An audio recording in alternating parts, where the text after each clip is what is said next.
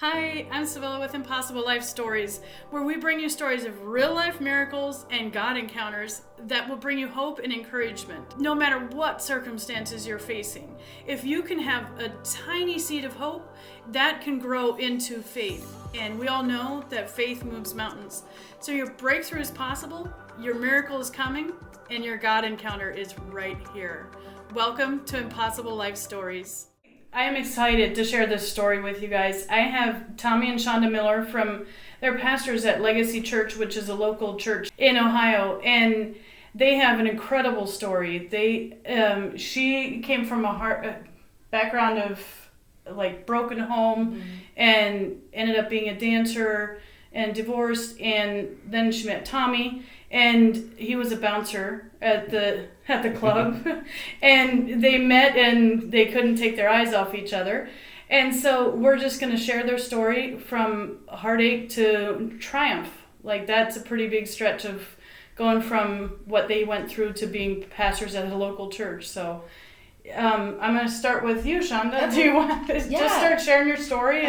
Absolutely. I usually start to probably when I was about 7 years old, because that's mostly the age that I can remember most of the pain starting to, that's when you really start to remember things as a child.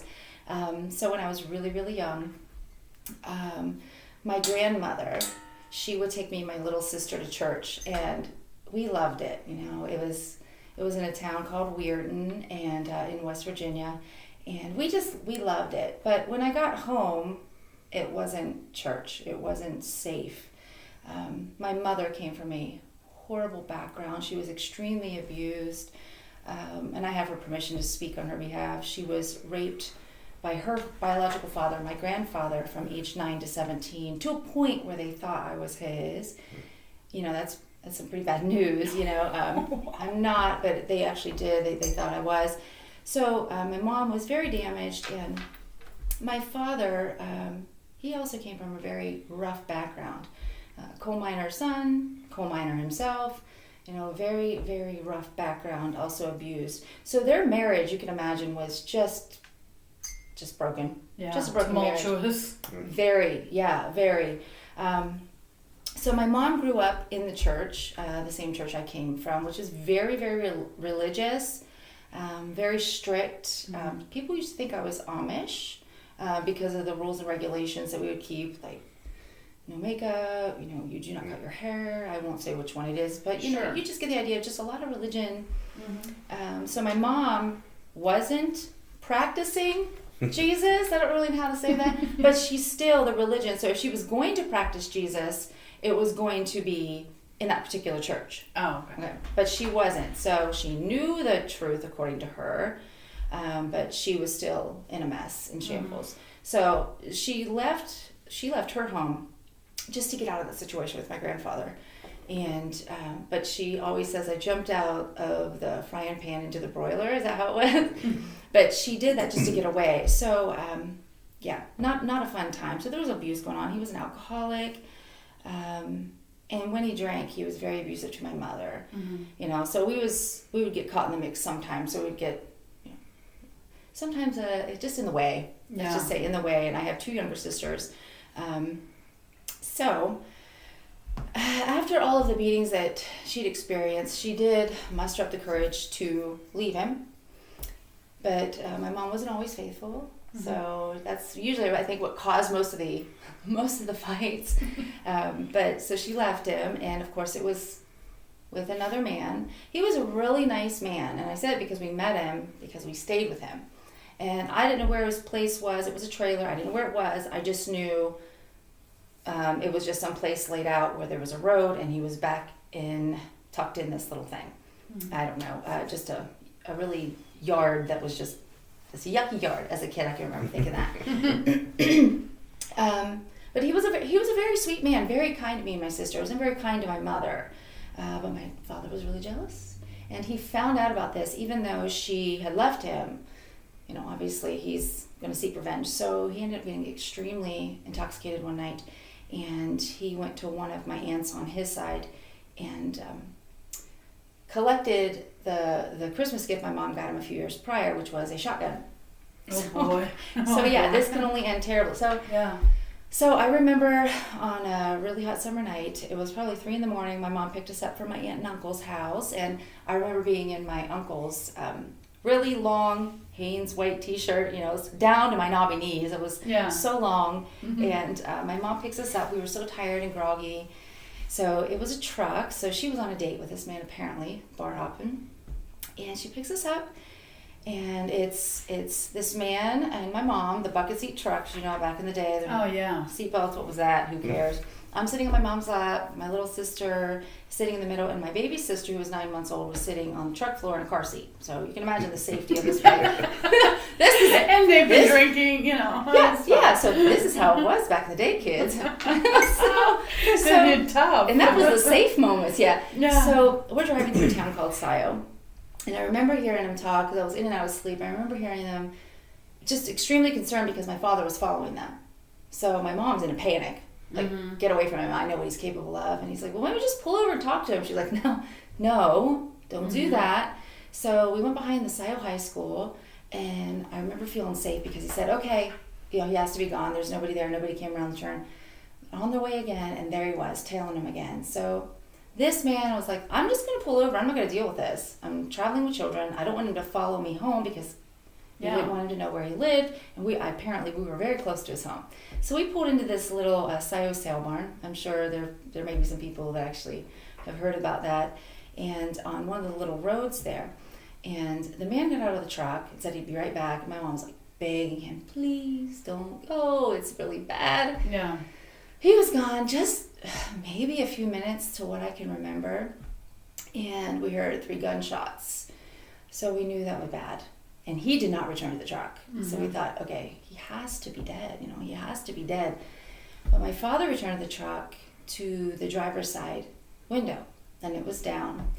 And he placed the shotgun, he rested it on the window, and he told my mom, this man is dead. I'm going to shoot you next, and I'm going to shoot myself and leave us in a pile so they find us.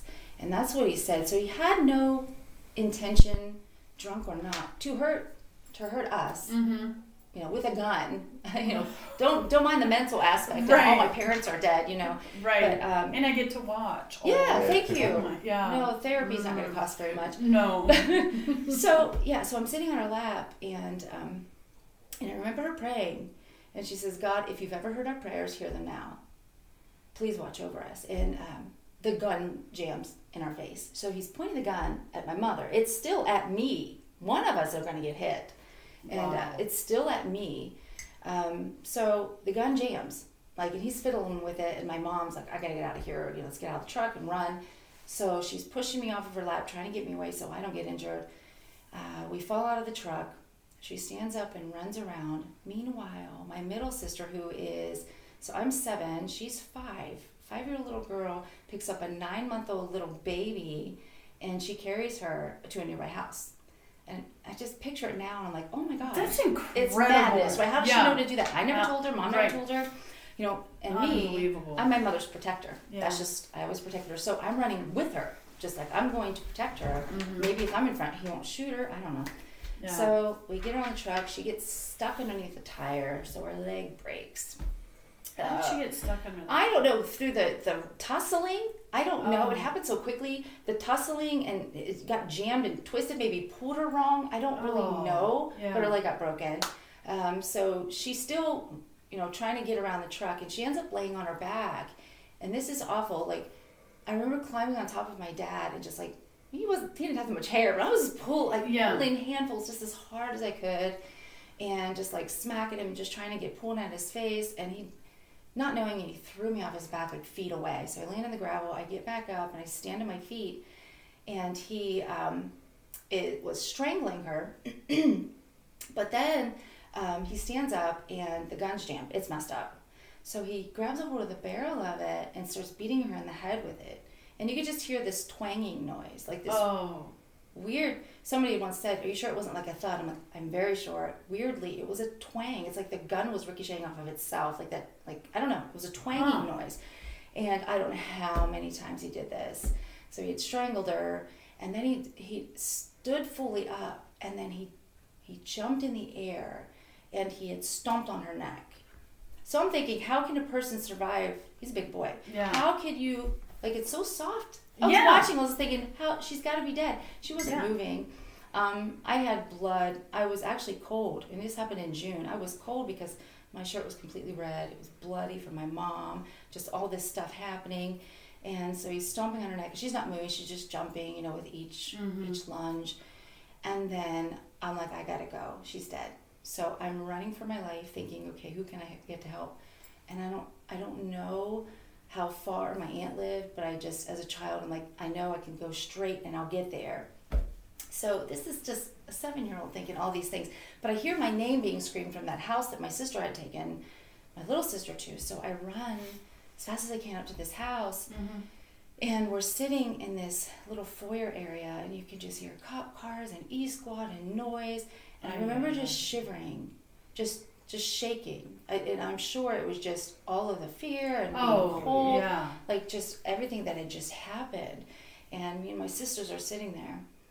And then if you fast forward, because it seems like it just stopped and then started somewhere else. It's just kind of weird how a child remembers things. Where's the in-between? Right, like how does it actually piece together? But But maybe it's just the highlights in a person's head, but I remember being taken to a relative's home, towns away, because my mom was actually in the hospital. So she survived. She had 186 stitches in her head.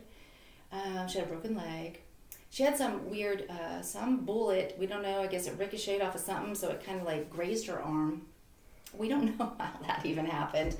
And she was in a coma. So the man actually was sewn up and taken to the hospital, sewn up, and he was actually released before my mother. You're kidding. So they both lived through this. When I was reading the book, I was sure that you were now completely just no mom whatsoever. I thought so because nobody had told us at a relative's house. How did they not tell you? I don't know. How did they live the way they lived? I have no idea. And if they did, I don't recall. I remember feeling unsafe, so I don't recall anybody telling me that. If they did, I don't know how. I forget, but apparently. So, the man ended up getting shot right directly in the hand, and later I'd met him in life, so I saw these scars. It was the most eerie feeling. So he had this big, it looked like a giant cigar burn in his hand where he'd shot here and it came out, shot him in the top of the collarbone, came out, and shot him in the chest and missed his heart by like an inch. And it came out, so he was a very blessed man. But my mom was more injured because of the brain issues that from just injuring her, beating her in the head. She probably would have been better off shot, sadly. Right. So I met my uncles, and again, we came from a very religious background, and it was just really, it was a rough situation for us kids because he was a very strict man. And I remember getting spanked over something I truly didn't do. I was taunting my cousin, he had kids, and I was teasing him. I pretended to spit on him, how kids do, just lunging at kids, pretending to spit. And he thought I did, so we ran and told, which was a huge mistake because we both had our pants down getting spanked. And I look back. The humiliation of that stuff is so awful. Tortured. Awful. Yeah. And I was just this tiny little, skinny little thing. And I just remember thinking, I'm embarrassed in front of my uncle. He saw my backside. And my cousin saw it. And why am I getting beat? A traumatic thing just happened to me. No compassion. The only nothing. So I remember him sitting down at his table. He sat me down. He's like, you stop crying right now. You stop it. And I just thought, okay, that's it. And then he made me smile. Or he said, stop crying. He made me smile. And I just thought, this is messed up. To control my emotions, I wasn't allowed to feel. So I learned at that age, don't feel. You can hide it if you need to. So that happened. And my mom actually came to pick us up with a broken leg. So she drove with her left leg across the console of the car with 3 little kids. Like, she should not have been driving. And the bodyguard, she got a bodyguard because my dad, before he went to prison, was still out. The bodyguard she got, the man was 15 years old and shot his mother and killed her. This is the people surrounding me. He was a family member. He was also a family member, so you can imagine, this is my family here. Yeah. So she apparently trusted him. But, so my dad went to prison for 3 years. Oh yeah, you got to read the book and get the details of how that all went. That's 3 years he was only charged for having the gun. I believe my mom testified on his behalf out of fear. So he was not charged for attempted murder, child negligence, driving under the influence, like losing his mind, none of it. So yeah. So fast forward a little bit, he goes to prison. That took a couple years. I believe it took a couple years to get him actually in there. It takes a minute. Wow. So my mom ended up meeting another man, and he was outstanding. So she married him, and we just loved him. So it was like, God, thank you, because he was such a kind man. Yeah. He was really quiet, but he was a really nice man, and he had 2 other children to a previous marriage that he never really got to see. My dad ends up getting out of prison, and we're thinking, I'm angry. I'm just angry. Yeah. I'm just angry. But I'm still going to go visitation. But I think he saw us 2 or 3 times, and then he stopped at the house, and I asked if we were ready to go, and he said, no, he wanted to talk to my mom, and they're sitting there discussing something. But he left, and I thought, we're not going with him. And he had told my mother that he was going to remarry, and he did, and it was her cousin. Oh. Yeah. And then decided to have 2 more children, boys, with her after letting, us go. So he said it was okay if my stepdad, Bill, wanted to adopt us, which was amazing. Best thing he ever did. However, I was still angry. That's rejection. You know what I mean? Oh, That's yeah. rejection. Yeah. It's fine. It's like, you should want me, and you should fight for me, even though I don't want you to do that. Exactly. I want you to do that. Exactly. It's your job as my father to fight for me. So it just tells a child, you're just not wanted, you're not good enough. Let me have 2 more kids and see if I can do it better. Mm-hmm. It was terrible. Like, it just murdered me. But that the rejection from somebody that is too low for you to even want, that's like that's next even worse. level. It's even like somebody who did these horrible things doesn't even want me. What am I? My worth was gone. My value was gone. And as a child, I didn't know that. I was just angry inside. Yeah, understandable. Yeah. And my mom, my stepdad had owed a lot of child support. Oh, sure. And I actually did the math when I was a little kid. I thought we were always poor. We never had anything, nothing. Like, we were lucky to have food. Most of the time we had to go to food cupboards. We stood in lines, Salvation Army for clothes, things like that. Wow. And I remember it was always because my dad, his wages were taxed because of child support. And I remember doing the math, and I would be 18 years old when he was paid up. So I was like, I'm going to be poor forever. But as a child, it's hard because you're trying to fit in at school, and you have ugly clothes, what I thought, and just, it's embarrassing. So that was terrible. So my mom decided to try to make ends meet, and she became an exotic dancer. She was doing it privately with somebody else, though. Okay. And that ended badly because she had been taken to jail for prostitution. Oh. Now, the thing is, they did drop the charges because of entrapment. She and this other woman they were dancing for these men. I don't know, there's these small town cops, unfortunately, trying to persuade them to do things, and they got scared. They actually thought they were going to be raped. They were trying to get them to do drugs, and no, but that they actually thought they were being raped, so they kind of like gave in to whatever. Okay, we'll do what you need us to do. They thought they were going to die. So in a way, that was really unfair. Oh, that's terrible. Very, very. So they did drop the charges, but that's not what we needed in my life. Yeah. So right. As I'm getting older, I'm like in teenage years. It was still really awful. Yeah. I watched my little sister cut her wrist and just all the, your mom's a prostitute, your dad didn't want you, what else, Yeah. So that's a lot of pain. It was. So she suffered greatly too. I mean, we all did. And as a religious person, I believe that the Y2K was going to happen. Tell me you remember the Y2K. Oh yeah, I remember the Y2K. Year 2000, Jesus is going to come back because the world's going to end. And we all believe that. So I thought, I'm not going to have kids. I'm only going to be like 20 by the time that happens. What am I going to do? God, you're mean. The whole time I know God and I love God. And He was present. God was present. He protected us. But I didn't know God. No God. Do you want to say, were you going to say something? Nope. Oh, I thought you were going to say something. I was like, okay. So anyway, I thought, I'm going to have children really quickly. I'm going to do that really quickly. Why, I don't know. But I thought, I want to know what it's like to have a baby and a family. So I want to live. Right. Yeah. So at 17 years old, I became pregnant with my high school sweetheart. Yeah. He was my sweetheart. I was not his. Mm-hmm. Everybody was his. Oh. Everybody was his. One of those. Yes. So it was a hard time for me. I ended up getting precancer cells at 17 years old. So I was getting biopsies, getting tested all the time, making sure I was okay. It was just a hard time for me, 17, going through all these things. So I ended up having my first son 2 weeks before I turned 18.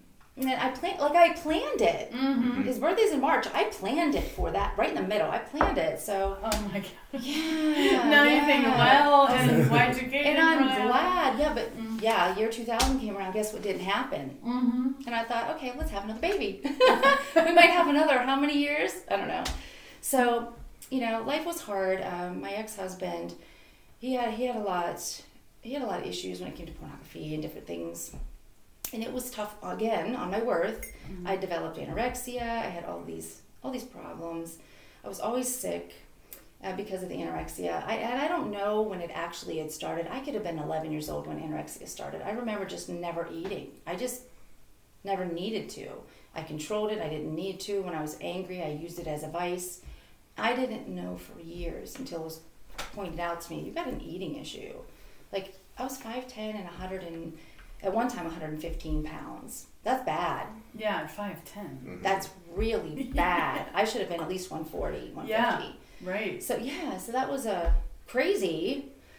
And my ex would be like, no, she doesn't have a problem. She's perfectly fine the way she is, Oh, yeah. He was never abusive in the way of physical, but he just had such an issue of his own, And it just made me a bitter woman. Mm-hmm. So I, in turn, treated him awful. Just awful, because I never trusted him. Mm-hmm. He got the butt end of the deal too, which caused more stress, which caused him to have these impulses and urges. It just was a terrible, gross cycle. Yeah. And I remember going back to the church, I say the church, and rededicating my life. Like that super plain church you were talking about? Yeah, they're very charismatic. Mm-hmm. It wasn't that particular one, but in that affiliation. Sure. Because that's all I knew. Wasn't going to do anything else.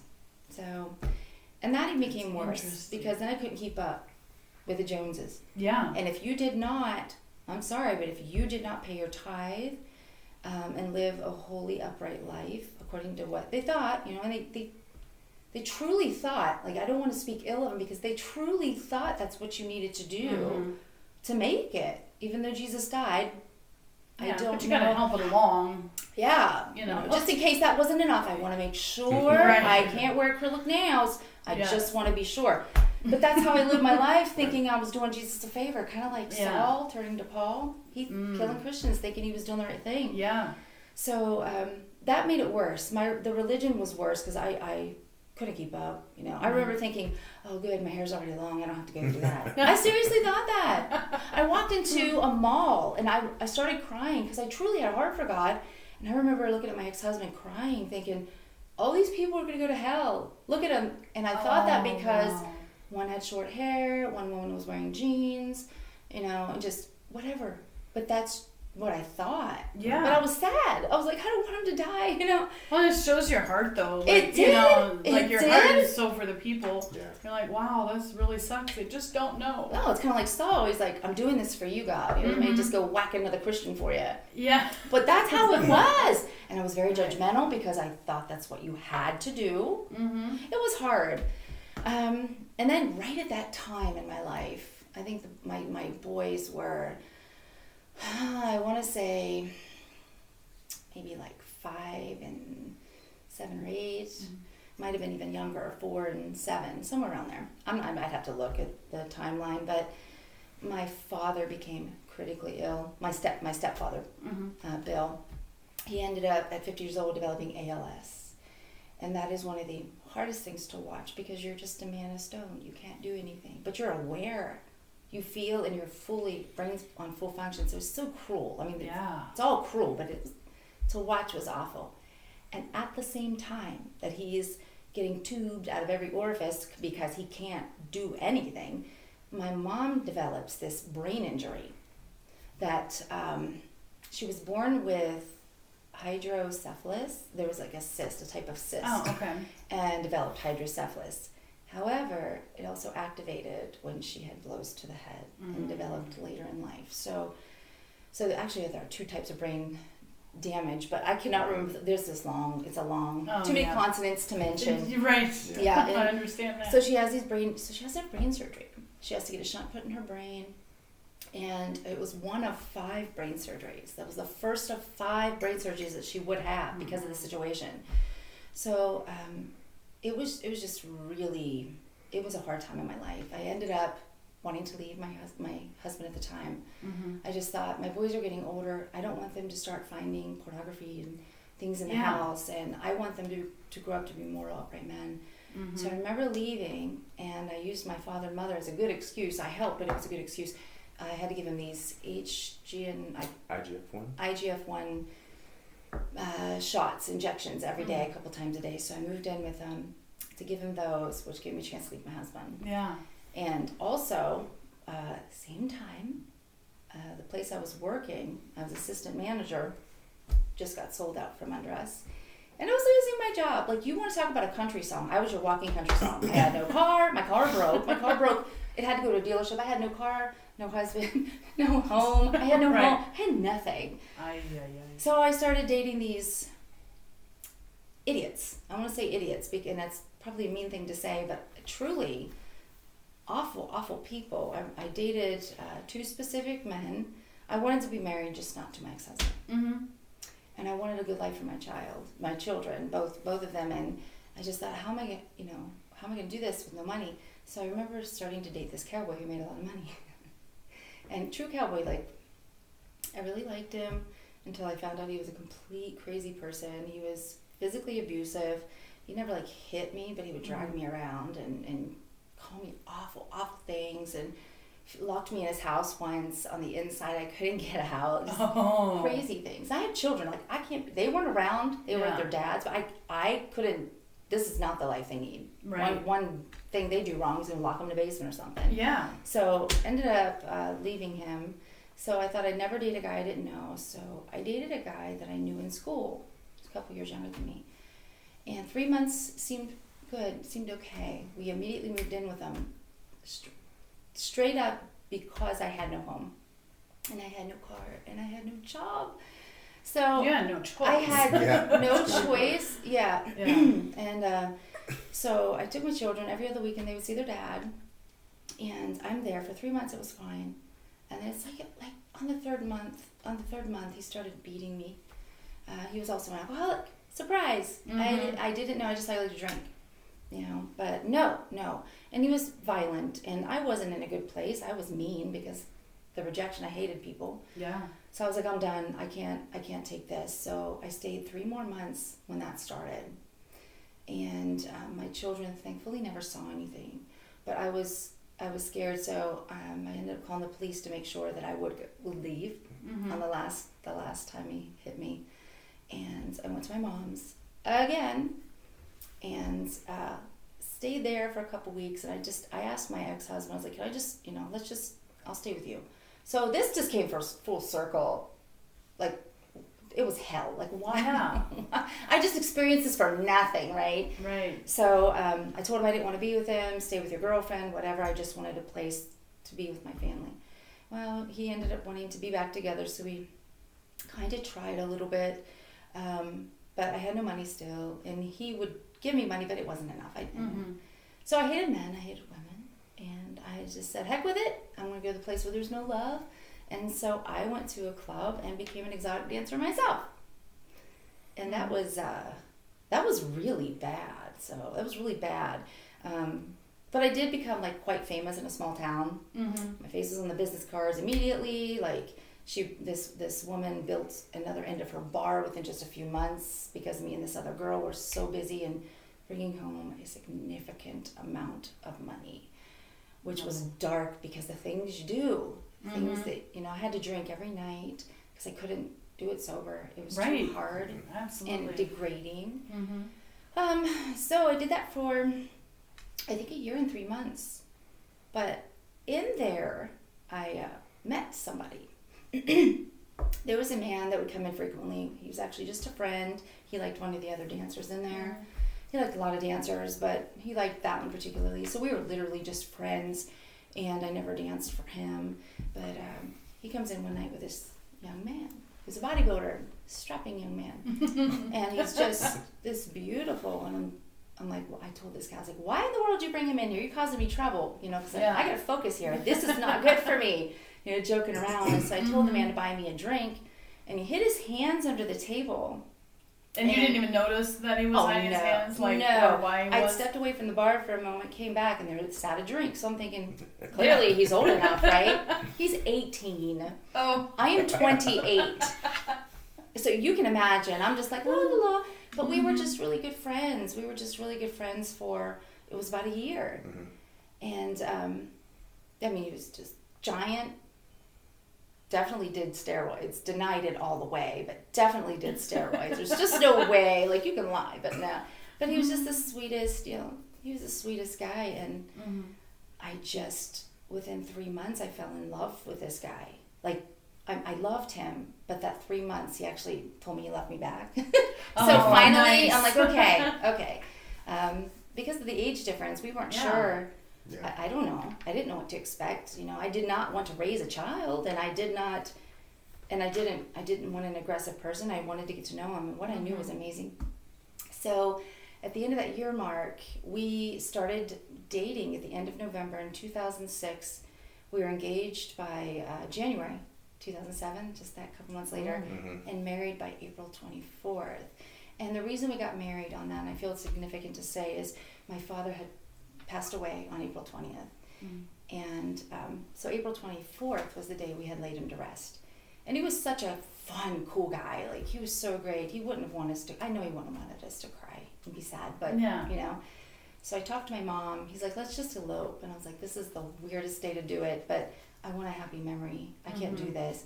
And my mom thought it was the greatest idea. So we went and eloped, just me, him, and my, our 2 kids. And we got married, and everybody was mad. Everybody was like, how could you do this? It's always got to be about you. And I was like, made me upset. I was like, it really wasn't. Like, it wasn't. I just wanted a good memory. When I woke up on April 24th, I didn't want to think that. And the following year, I think my sister called and said, thank you.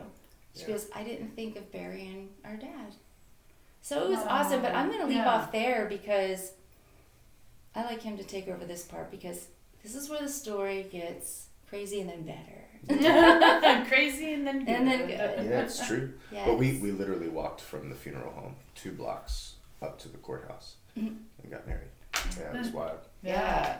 That's desperate for a little bit of happiness, a little bit of something good. Yeah, and I'd quit dancing because I found love in a dark place, And why would I stay there? Right. No. Yeah, so when 2 people meet in a gentleman's club, and they come from the backgrounds. I was a national level bodybuilding competitor, and I was also broke. So when you are a broke bodybuilder, what you do to fund your habit is sell drugs. So that's where I was, and as fast as our marriage started is as quickly as it began to end. Oh.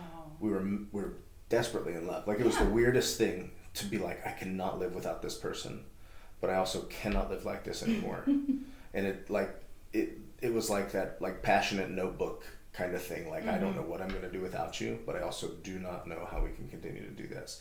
It was like ego and opposing viewpoints and issues, and literally every week we were talking about divorce and who was going to keep the dog. Oh. Yep. It's awful. It was bad. So just bad. And there was no blame, no fault. It's like we just couldn't get the gears to hit.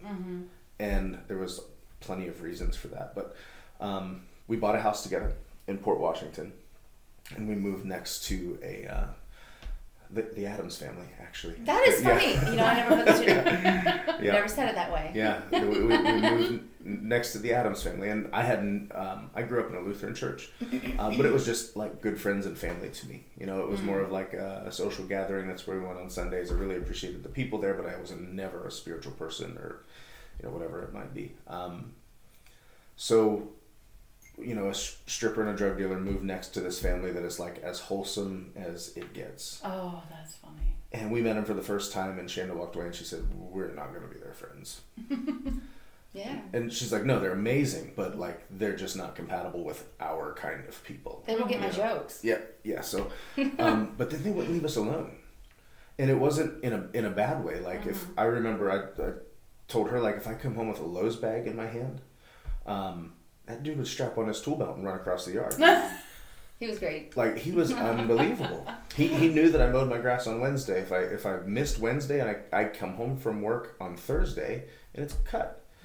He was up till 3 a.m. fixing my well pump. Like the guy just wouldn't stop. Their family loved our family like crazy. And meanwhile, our house is literally falling apart at the seams. Our home is falling apart at the seams. So you can't help but draw a distinction. Like what I'm doing is clearly not working. And whatever they're doing is something that we need. So kind of like all simultaneously, I was working at the bank at the time, and I don't know what caused it, but I started searching. I worked with a Methodist pastor's wife, and her name was Gigi. She's an old lady, and I'd ask her questions, and she'd answer them for me, and then I'd ask another friend, and she'd tell me, or that he would tell me that she was wrong. And she would tell me, if you speak in tongues, you're going to hell. And then they would tell me that if you're not ready for the rapture, then you have to stay behind. And I'm like, oh God. Like this is the most confusing thing I've ever pursued. Yes. So I'm like, I'm not going to listen to anybody. I'm going to read the Bible from page 1 myself. And I got to page 5. Yep, that was it. And I gave up. Yep. Oh, this will throw people off. Yes. Yeah. I'm like, okay, then clearly this isn't for me. So I was hungry, but I gave up my search. Like I can't figure this out. In the meantime, the Adamses invited our youngest son to youth camp. He was 11. He's probably 11 at the time.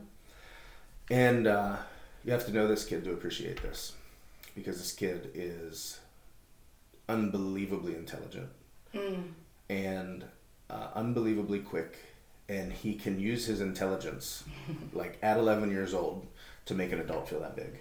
Oh, yes. He's hilarious, but like he just he had an attitude. He was able to. He could stand toe to toe with anybody and just like knock him down, smile, and keep moving. Like he's still unbelievably intelligent, but he uses it for all the right reasons now. So he comes home from youth camp, and like just comes into our house and he's like, "Listen, you guys are going to church, or I'm moving in with my dad." Which is not a good place for him to be. Yep. He came home, evangelized our family, and forced us. Forced you. Forced me to go to church. What he didn't know is that I had been searching. yeah. Like I was asking all these Christian leaders, these adults, these people that I knew and trusted, and none of them give me an answer. Then my 11-year-old comes home and leads me to Christ. That is so funny. It's ridiculous. But, so anyway, are we good? Oh, yeah, we're fine. Nothing worried about. Okay. So, she mentioned where she was, brought up spiritually. It was very legalistic, and they had extremely elite viewpoints. The joke we always tell is like when you get to heaven, there's a building that's boarded up in the back. They can't see out the windows, and that's them, because we want them to think that they're the only ones here, right? Because they believe it. Yeah. That's perfect. They truly do. Yeah. It's so heartbreaking. So, our marriage is falling apart. Our lives aren't holy or sanctified in any regard. And my son and I are going to church. And she's like, but it's not a real church. So I'm not going to go. Getting brainwashed. Yeah, the women wear pants, and like there's no way they're serious about their faith. So I go there the first time. Oh, it's crazy to think. Yeah. I go there the first time not expecting anything, because I had never experienced anything. I'd never had an encounter. So I was, at the time I was working for JP Morgan. I wore a suit 6 days a week. This was now the 7th. And, I was a former bodybuilder. I thought I had it all together. And I walked in. I'm like, okay, you don't need the crutch that these people need. And I walked in. And the weird thing was that, like, every amazing human being that I had ever encountered was in that building. Like, the people that administered to me in high school. The people that were there for me when I lost people when I was young. And I was like, this makes sense now. Like, you saw the clear trajectory, like, even from 8th grade. So, still not, like, I thought it was up to me. You know what I mean? Like Sure. I don't need this. Played the first note of music. I was done. Like absolutely done. And it's never been the same since. It's been ever increasing ever since then. She ended up clearly seeing the change in my son and I. So she was with us within a month. Within 4 weeks, the church. Was that radical of a change? Oh, yeah. Yeah, and I wanted to make sure. I was like, okay, so it seems like a good response. Let me just go check this church out and make sure it's like right, because I know everything. Yeah. And I want to make sure everybody else knows everything. Yeah. Put God in my box, keep him there, Yeah. and take it to church with me and see where that. Right. So yes, but I did, and I thought these people are really. This is awesome. It doesn't have to be like I thought. It's different. So complete change. It was. It was. And so my sons, Eric forced me into church, and then my sons forced me into ministry. Like literally, I had no choice. I had no desire. I had no trajectory. That wasn't a thought for my life. Yeah. But my kids demanded that I teach them the Bible. But I mean, I know with Alec though, he had kind of fallen on the wayside Yeah, because he had a rough time there at the beginning. he just had our oldest. He had a rough time, and he fell into some drugs. He's like 13 years old. As 13-year-old, is confused and just angry at a lot of things, and he ended up like hurting himself so badly. He was huffing and taking meds so badly we had to take him to the emergency room and get him help because he had burned his lungs and he was passing out because his heart was doing all kind of weird things. So we had to get him on heart medication and lung stuff, and it was just sad, but he wanted to come home and feel good and be better on Mother's Day. Yeah. So I was in ministry at the time. Now I was actively helping the senior pastor of that church, and we had a Mother's Day service, and it was the first time that he had agreed to come with us, right? Yes. Yeah. So first time he had agreed to come with us to church, and you should tell this story. He wasn't fully healed. He was really angry with me, hated me actually, because he just stayed with his dad and things didn't add up with him, and I'm just this bad mom that lied to him about being a dancing queen. He hated me, and rightfully so. I understand. But now my life's all together, so it's all good. So he wanted to go to service, and I was so happy. I was like, this is the best Mother's Day I could ever ask for. Both my kids are in church with us, and I found out later the intent of his heart was to actually go and take a gun and go up front and say, there is no God, I hate you, and pass away. That was his intent, but what happened? Wow. It broke me. But what happened was God wrecked him, and he got baptized. Like complete opposite. He was like, wow, whoops. So God was like, not today, my friend. Not today. And that was the best gift on Mother's Day, That's incredible. It was. Wow. Yeah. So then they demanded that I teach them the Bible. I knew nothing. Absolutely nothing. So I'd spend Monday feverishly trying to learn something compelling enough to teach my kids. And then Wednesday we would sit in my living room and I'd teach it like I knew what I was doing. But it was really funny. Like we speak to thousands of people now. I literally had I didn't even write it, a pre-written study, and you can see me going, I'm like, these are your kids, calm down. Are you serious? Yeah, he doesn't speak. He has a thing with speaking in public. Like, it's really not the best thing. in front of my two children, I was terrified. And it was just because I didn't want to be wrong. I had this reverence for the word. I'm training up my kids. And so... That's amazing. Then my two kids turned into fire-breathing evangelists. And within 3 months, we had 35 teenagers in my house every week. Not intentionally. It just happened organically. Yep, 35. And so we were in my living room. We grew out of my living room. We went from my living room onto our front porch. We grew out of my front porch. As a matter of fact, all these teenagers' cars were in my front lawn, and the mayor of the town we lived in stopped by, and he said, what the heck's going on here? I said, it's a Bible study. And he said, well, the weather's about to break. You guys are going to have a really hard time continuing on this porch. And he handed us a key, and it was a key to town hall. So we literally got to use the mayor's office for these Bible studies after he got off at 5, we were down there by 6. And like we literally witnessed a revival, extreme transformation kids, the planting of a church and the establishment of a ministry. We didn't even know it. No, we were just You were just doing what you were doing. Just doing it. Clueless. Yeah. Clueless. And then people Wow. would start dropping off kids from other towns, and nobody knew where they came from. There was like all but one kid got saved in that town, and later that kid got saved. Yeah. Yeah. So it was, Wow. That's crazy. Yeah. Then the senior pastor of the church that we were attending started to notice. So he's like, "Why don't you just bring all those kids here, and you guys can be the youth pastors?" So we moved that ministry that was outside the church into the church. Then they trained us and ordained us and suggested that we plant a church somewhere else. And those people became our leaders in the church that we planted.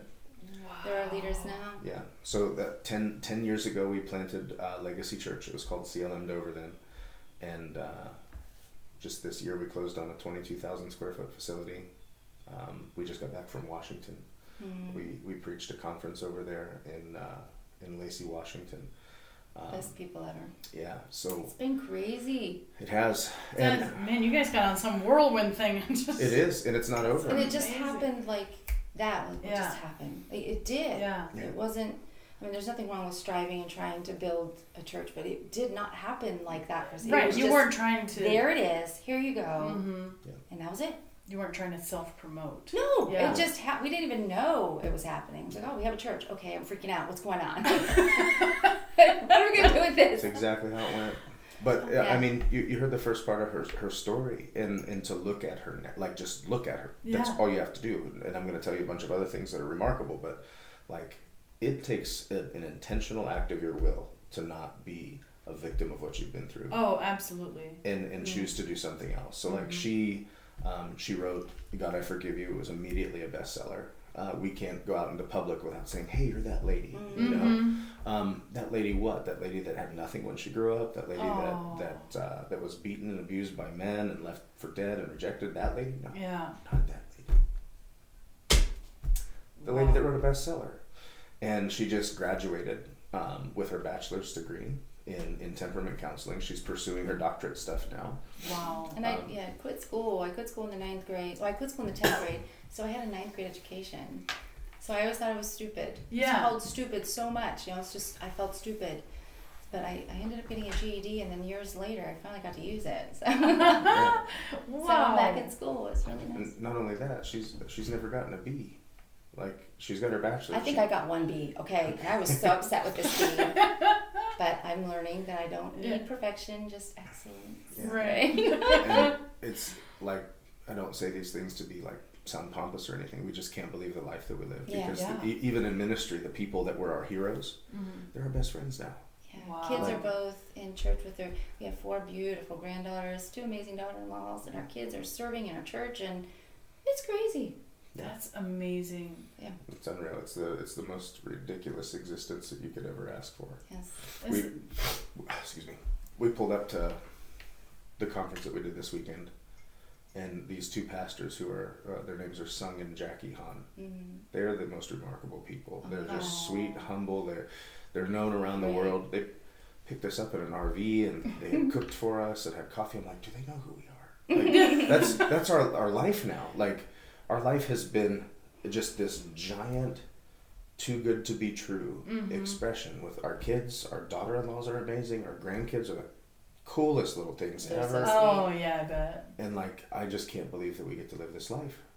And you know, from where she started and where our marriage started, Yeah. it's just Hard to believe. only God can do this. Yeah. This is the biggest only God story ever, because you can't make that stuff up, even like go from that horror to this amazing, and you know, that's incredible. Wow. I would like, do you guys have anything else to share before we? Yeah, so I brought my book. Yes. So you said you have one, but Yeah. I want to leave you an extra one. Ooh, That way you thank have one for yourself and one for the other, and that way you have this. It's Thank called you. God, I Forgive You. It's sold everywhere internationally. It's everywhere, but Amazon's the easiest place to get it. Yep. And I pray that it blesses all of you, whoever's watching, in some way, because there's not too much of my life that we may not be so different. You know, there's a lot in the book that I couldn't even bring up today because it would take an amount of time. There's so much. There you is. have to read it. So much more of things I've been through. And it's an easy read. It's great. I'm not a big reader. I love to write, but I hate to read. So you can even get it on audio. Yeah. I had a young lady from Canada. I hired her to read it so that people like me could hit pause. When you get busy, you can just play pause. So it's audio as well. It's on Kindle. I don't know. I want to make sure you guys know your worth, and it's when you're sitting there thinking, is there more? There's got to be more than this. There is. There is. And when you think you've reached, there's more. There's no end to the potential that you have. As long as you're willing and moldable and teachable, you can do it. And you don't have to live in condemnation from religion. You don't have to be mad at God, because my book's called God, I Forgive You. So even though God's sinless, forgiveness is for the person that is angry at another particular person. And it doesn't matter. I know people's been angry with me, and I was innocent, but they needed to forgive on the accusation. So I held God in accusation. So I needed to forgive that part, or what I thought he was guilty of. That's why it's called that. So you need to get it and know that you don't have to stay where you're at. That's what I would probably say. Yeah, I love that. Where there's hope, no matter where you're Yes. stuck, what you're doing, there's hope. There is. You have a purpose. Yeah. You're created. You're designed for a reason. I love that. Unstoppable. Yeah. Do you guys have a social media where people can find you? Like, does Legacy Church have a page? Or? Yeah, I can give you a link to post when you post this, but legacychurchint.org would get you to both of us. Okay. That would be amazing. And then I would also like you to pray for everybody that's watching, but that they would see their worth and whatever else the Lord lays on your heart. Absolutely. Yes. Would you like to agree with me? Yes, please. Father, thank you so much for these incredible human beings. I'm asking right now that you go encounter each one of them right where they are. Father, you said that you would manifest yourself to us. This isn't theory. This isn't something that we can just ascend to mentally. This is a person that we need to meet. So, Father, thank you so much for their destinies that you had written before the foundation of the world. Thank you that they are more than overcomers in Christ. And thank you that no matter what they've been through, they just witnessed an only God story. And Father, I thank you that you're authoring their only God stories right now. In Jesus' name. Amen. Thank you for this. Thank you so much wonderful. for being on here. This was amazing. gosh. I was so excited about this. So Awesome. thank you.